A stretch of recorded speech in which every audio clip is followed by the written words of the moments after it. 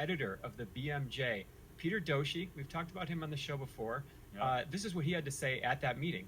Listen to this. Hi, I'm Peter Doshi, and thanks for the opportunity to speak. For identification purposes, I'm on the faculty of the University of Maryland and an editor at the BMJ. I have no relevant conflicts of interest.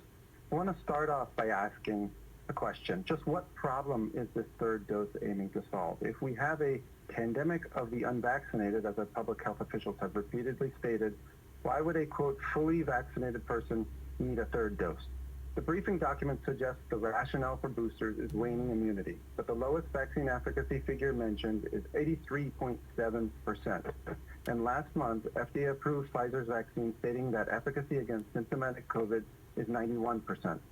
Sure, a third dose might nudge up efficacy numbers, but so too might a fourth dose and a fifth dose. Before contemplating the licensure of dose 3, shouldn't FDA first require evidence that the two-dose regimen no longer meets the efficacy bar the agency just weeks ago said it met? If vaccine efficacy is now below 50%, let's see the data. Let's discuss safety. When discussions about a third dose began in July, CDC Deputy Director Dr. Jay Butler said it was vital to find out if the third dose increased adverse reactions, particularly severe ones. Unfortunately, we're still in the dark. Pfizer's booster application reports on just 329 people with no control data. First, the trial is too small and the enrollment's limited to healthy participants. Second, we really need to know how safe boosters are in people who already had bad reactions to dose 1 or 2.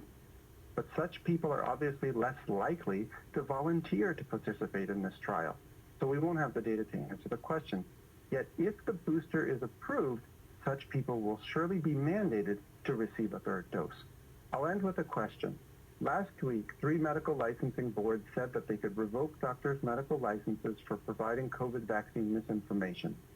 I'm worried about the chilling effect here.